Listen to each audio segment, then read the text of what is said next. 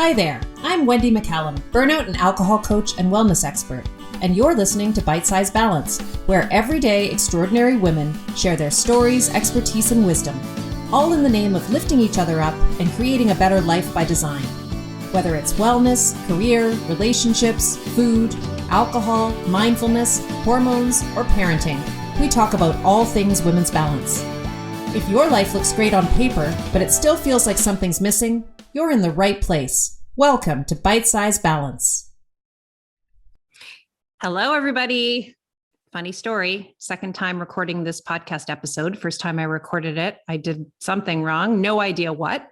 I'm still kind of a Luddite when it comes to the tech. It's amazing to me that I'm able to generate this podcast week after week and have it be listenable.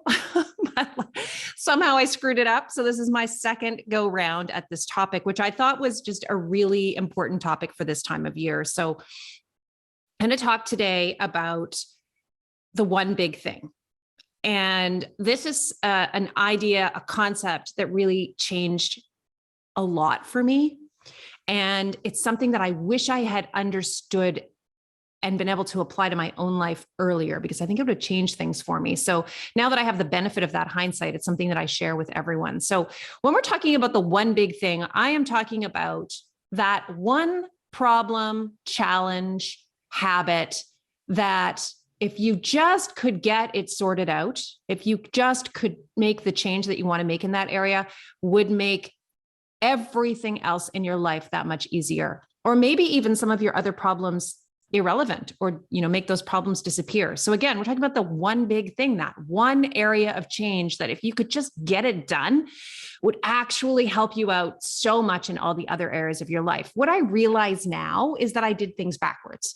So I left the practice of law in 2008, as many of you know, because I was completely burnt out. I had been working as a lawyer for about 12 years. The last 5 of those, I was a partner. I had my 2 children within 7 months of each other in my first year of partnership, actually, before I even made partner.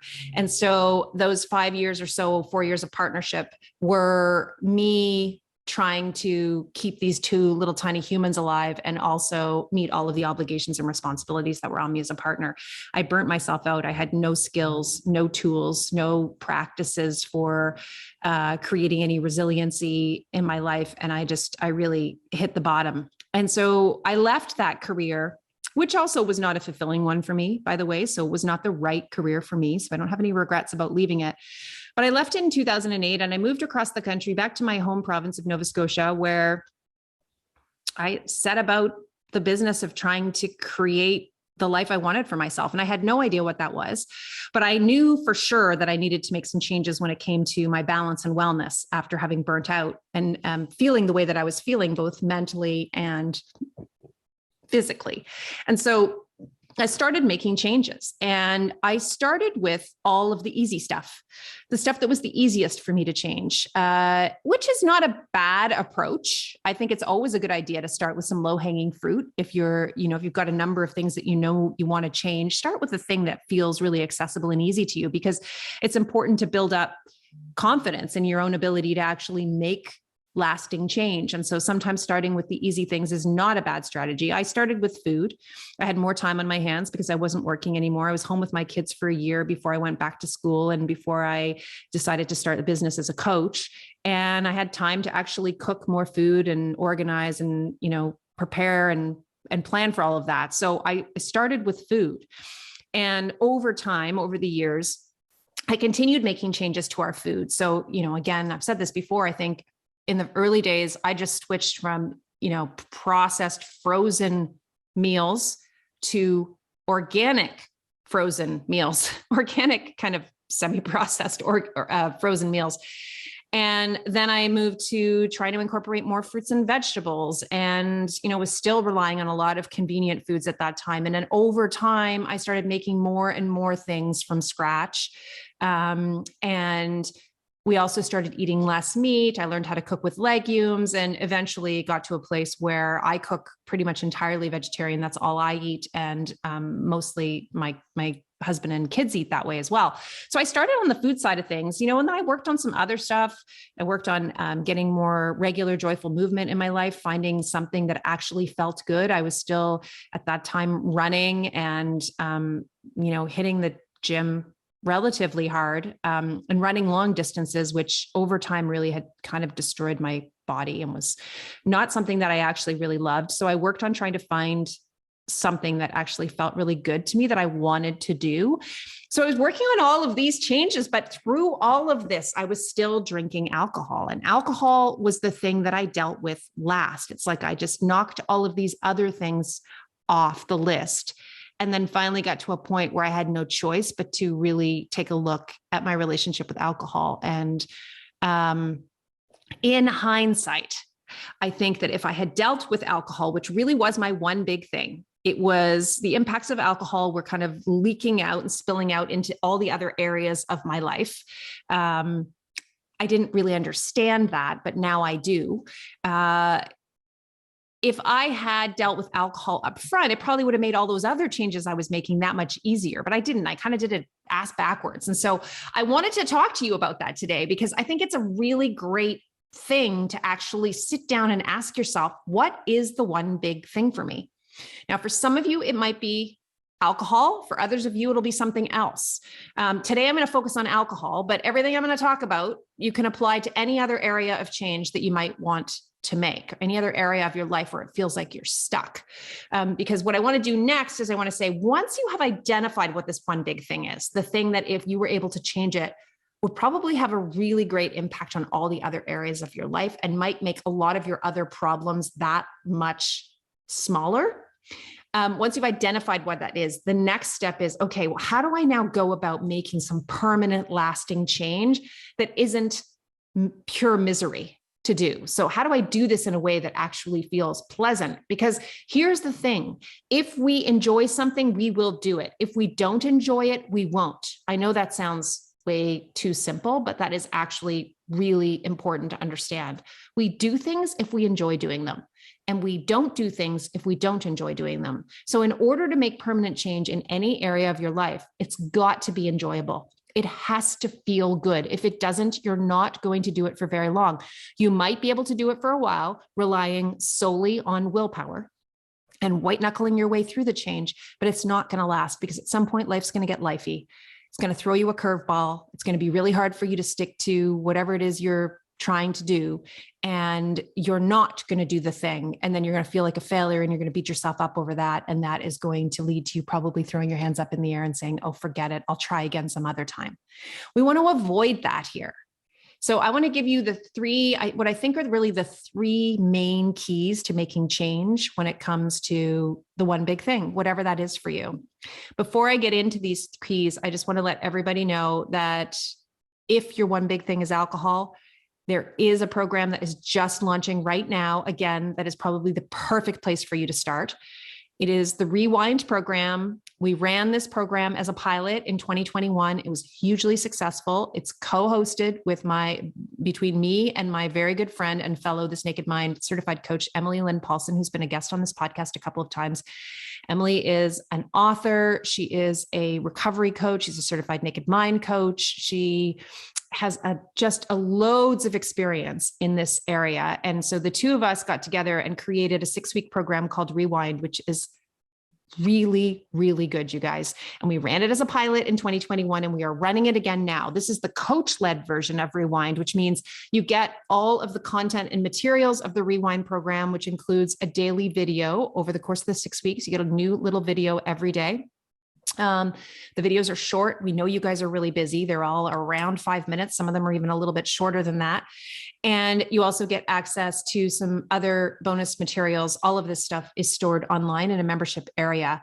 You also get access to a community. So there is a forum where you can ask questions and talk to other people who are trying to make change, other women trying to make change in this area. But in the coach-led version, in addition to that, you also get access to weekly live coaching calls with Emily and I. So there are 6 live coaching calls with this program. It's really, really great. It encompasses all of the things I'm going to talk to you about, the 3 keys I'm going to talk to you about in terms of making the lasting change. It is a very non-judgmental, positive space. There is no way to fail Rewind. There's just no way to fail it. You will only gain from Rewind, from doing this program. You're going to learn so much. It is science-based. You're going to learn so much about alcohol. You're also going to dig into your own relationship with alcohol, the beliefs you have around alcohol, and we're going to help you to turn those around and replace them with beliefs that actually serve you and help you achieve your goals around alcohol, which no matter what it looks like in practice, the goal for all of the participants in Rewind is to make alcohol small and irrelevant. So whether it's still part of your life or not, the goal is for you not to be thinking about it very often, to be legitimately able to take it or leave it. So again, that Rewind program, it's now open for registration. I wanted to make sure I mentioned that. Keep listening because I'm going to give you some really great ideas to start thinking about, but these ideas are all things that are incorporated very much into the daily content of the Rewind program and also the coaching approach that Emily and I use in those live coaching calls. So to access that Rewind program, you can just go to my website, wendymccallum.com/rewind, and you'll find the information there and the links to register for that. So I wanted to get that in up front. Now let's talk about the 3 keys. So these are not present in many approaches to behavioral change. So many of the programs out there, you will not see these as main components of the program. So, a lot, like if we're talking, it's dry January right now. So a lot of people are attempting to do a dry January, which is where they take a 30-day break from alcohol. Again, the Rewind program is going to give you that 30-day break from alcohol, but you're going to do it in a coach supported environment with you're going to actually get some tools that are going to help you to do it a lot easier. But you're also going to really capitalize on that break from alcohol and learn a lot that's going to help you going forward after that 30 days. Most January breaks are just that. It's a January break. So you just make a decision to not drink for 30 days and then you white knuckle your way through the 30 days. And by the time you're at for me, always, by the time I was at like day 8, I was already counting down the days until I could have a drink again. And the first thing I did when I got to the end of the break was to drink, and usually drink too much. And before I knew it, I was back to whatever patterns I had been trying to change with the break. So a lot of programs are geared that way. It's the same thing with like anything to do with healthy eating. And a lot of exercise programs too they don't encompass the 3 things that I'm going to talk about here. So you can take everything I'm about to talk about and you can apply it to whatever area of change you're trying to make. So the first key is that you have to, when you're trying to make change in an area where you have been unsuccessful in the past, you have to embrace and really lean into curiosity. So you have to get curious. Why is this not working? What is holding me back here? And you also have to let go of the idea that you actually already know how this is going to go. So this is all encompassed in what we call experiment mode. And this is, again, it's a big piece of the Rewind program, is getting you into an alcohol-free experiment where you get super curious, where the goal of the experiment is to learn as much as you can. So again, in an experiment, it's less about, the goals are less behavior-based. They're more based on a feeling. So what you want to achieve is you want to feel something or you want to learn something as opposed to you want to actually do something, if that makes sense. So with this experiment mode, this is really the first key, as I said, this idea of treating this as an experiment. Think about an experiment. When you're doing an experiment, you do not know what the outcome is going to be. That's why it's an experiment. You're looking to find out what happens if you do X. This is how you need to look at this change that you're trying to make. It's an experiment. I'm going to see what happens if I try going back to the gym, or I'm going to see what happens if I try taking a break from alcohol, or I try eating, 10 servings of fruits and vegetables a day, or I try meal planning every week. think of it as an experiment and you don't know what the outcome is going to be yet. This is where the curiosity piece comes in, because that leaves room for that curiosity where you can start learning about everything. You can learn from everything that happens, whether the behavior is the behavior that you are striving to do more often, or whether the behavior is the old behavior that you're trying to change. So for example, if you're in an alcohol-free experiment, there is no way to fail that. Even if you have a drink during the course of our rewind program, for example, it's still a raving success as long as you stay mindful and you learn from that. So if there are a day or maybe even more days where you decide to drink, we're going to be encouraging you to pay attention during those drinking days and learn as much as you can about how the alcohol is making you feel, whether it's doing the things that you thought it was going to do for you, whether it adds value to the event that you're at, or whether it was like, it just was neutral, or whether it actually made things worse. We're going to ask you to really take advantage of that as a data point, as an opportunity to learn in your experiment. So again, this is the curiosity piece. Really, really important to stay curious. Why was it easier for me to do this thing today than it was yesterday? What was present in my day today that wasn't present in my day yesterday that is actually making it easier for me, for example, to not drink or to get to the gym this morning, if that's your goal?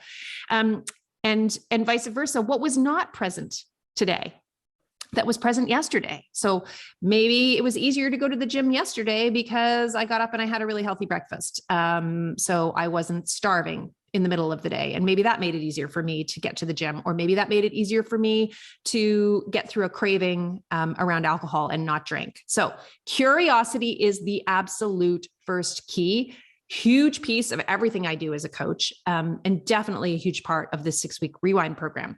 The next key is self-compassion. This is such a big one, and it is so hard for women. Chances are, whatever the area of change is that you've been trying to make, you have been beating the hell out of yourself for not being able to make it happen, for not being able to sustain that change. In order to make lasting change, you have to get out of the shame and blame and regret cycle. And it's really, really tricky for women. Sometimes what I suggest to women is that, because it can feel really fake in the beginning. If you're trying to, you're catching yourself saying things like, oh, I'm such a failure. I can never do this. And you're saying to yourself, no, I have to stay in self-compassion here. And you replace that with, you are doing the best you can. You're doing a great job at this. That can feel really fake. And we know from science that if your brain doesn't believe it's true, it doesn't have very much impact on your behavior or your actions. So it needs to feel true wherever you land on this. But I'm going to encourage you to start paying attention to how you talk to yourself around this area of change. And if you catch yourself speaking to yourself in a disparaging, critical way or judgmental way, try to, at the very least, neutralize the language, right? So instead of using really harsh language with yourself, at the very least, try to neutralize that out to, okay, well, I didn't do what I said I was going to do yesterday. Those are the facts. And take away any of the emotional charge that might be associated with that for you. That's a really great transition step when it comes to practicing self-compassion. It's something that we don't do very well and we pay very little attention to. But once you start becoming aware of your thoughts and the way that you speak to yourself, you're going to learn that you talk to yourself in a way you would speak to no other person. Definitely nobody that you care about and love, but probably not even another stranger. So the self-compassion piece is really important, because when we beat ourselves up over failing, we just add more stress to the fire. It's like we add more fuel to the fire. It just makes us more likely to do the thing that we're trying to do less of, because normally the thing we're trying to do less of is a coping mechanism. It's something that helps us to escape, something that we believe helps us to manage stress better. And so when we continually beat ourselves up, we just add more stress to the pile, which makes it more likely that we're going to have this feeling that we need to escape, which means it's more likely that we're going to rely on whatever that unhealthy coping mechanism is. So self-compassion, second key, takes a long time to learn, absolutely can happen with practice. And this is something that we will be supporting, practicing, coaching around for sure in the Rewind program. The last key is positive emotion, positivity. Remember how I said we do things that we want to do and we don't do things that we don't want to do? The role of positive emotion in behavior change cannot be underestimated. We have to We really have to focus in on the emotion that is associated with whatever the changes that we're trying to make. So if you are trying to, this year, you've made a resolution that you're going to go to the gym 4 times a week. And the way that you're couching that goal is, I have to go to the gym 4 times a week in January. That's my goal. There is zero positivity or positive emotion associated with that statement. It's really rooted in deprivation. It's really this idea of, okay, this is something I have to do. It's a chore. It's something I've got to get done. But there's nothing in that that suggests that you're going to get anything good from it or that you're going to enjoy doing it, which means you're very unlikely to actually do that throughout the month of January. Instead, we have to be focused and very deliberate about the way that we articulate our goals, and the way that we think about our goals, and the way we visualize the outcome that we're looking for, the desired outcome. We need to really focus in on how it's going to make us feel and what we're going to get from this thing. I've talked about this before, this idea of framing our goals from a place of abundance instead of from a place of deprivation. So in the case of the gym, for example, it might be, oh my gosh, if I go to the gym 4 times a week, I know that's going to help me sleep better. I know that that's going to improve my energy levels during the day. I know it's going to help with my self-confidence. I know I'm going to feel stronger. It's going to help with my flexibility, my mobility. I know that exercising also seems to impact my mood. I'm just I'm just happier and more pleasant to be around if I exercise. These are all the things you're going to get from that, as opposed to what you need to give up, which is, 4 or 5 hours of your time every week that it feels like right now is probably at a premium. So that's in the example in relation to exercise. You can do exactly the same thing with alcohol, right? I'm not going to drink I can't drink for 30 days. That's a deprivation-based goal. And there's absolutely nothing positive that's coming out of that for you, except that you're not going to drink for 30 days. What if you reframe that? What if you ask yourself what you stand to gain from this? What might be possible for me in a 30-day alcohol-free experiment? Again, remember, it's an experiment. You don't know the outcome. You don't know. And so the assumptions that you're making are probably not correct. So the assumption is, this is going to be really hard. I'm going to feel deprived. I'm not going to have any fun. I'm going to feel like I'm missing out all the time. I'm going to get resentful. Well, then it's going to be a really terrible experience. But if you say to yourself, hold on now, maybe this is actually the gift that I have been waiting to give myself for a while. Maybe this will be the best thing I ever did for myself. Maybe this will give me, an opportunity to get back into some healthy sleep patterns, because I know alcohol is disrupting my sleep. Maybe it'll give me a chance to, actually to have a shot at managing some of this extra anxiety that I've got going on right now. Maybe it will, I know it might have an impact on those headaches. I might have less headaches I've been having. It might help me lose a little bit of weight. I might feel less puffy. I'm going to feel like I have way more energy. I know it's going to have a huge impact on my confidence, because this is something that, I've been struggling to make change around for a very long time. Right. So this is this is how you take that goal that is rooted in deprivation. When you say, I can't drink for 30 days, and you turn it into a goal that is instead rooted in positivity and abundance.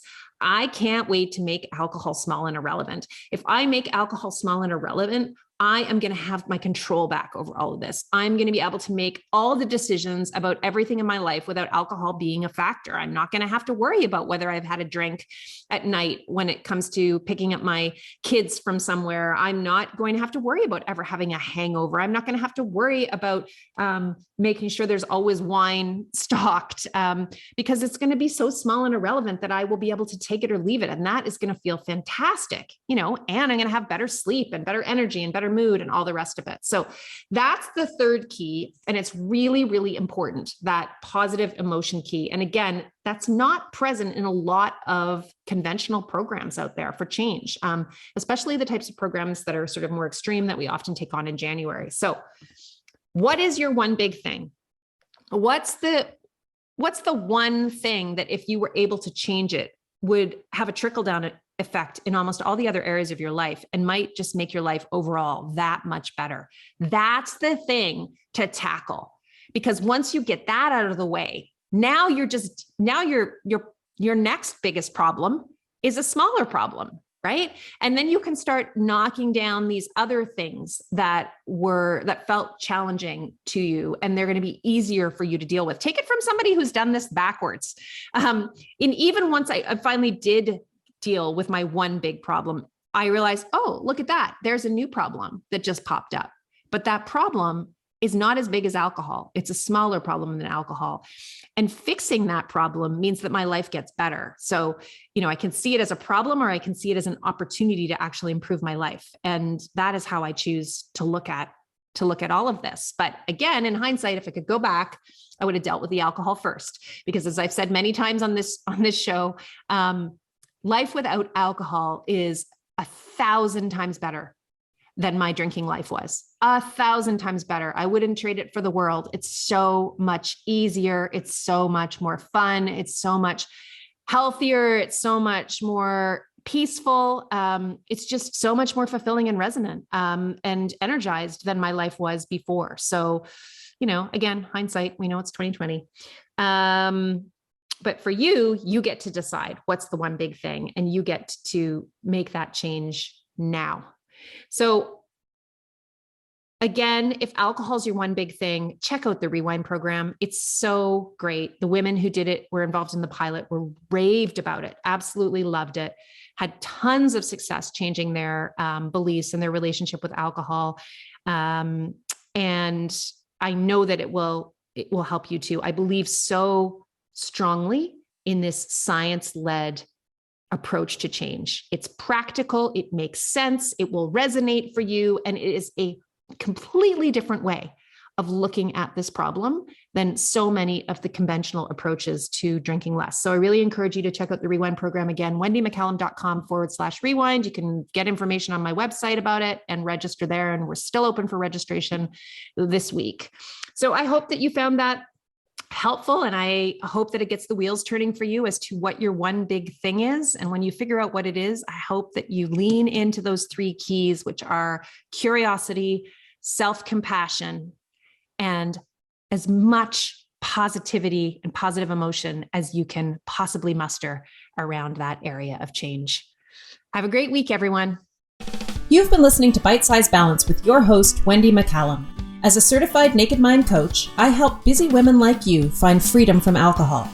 If you're starting to question your relationship with alcohol, you'll want to listen to my free 3-part video series where I address the top 3 myths around why you think you need to drink.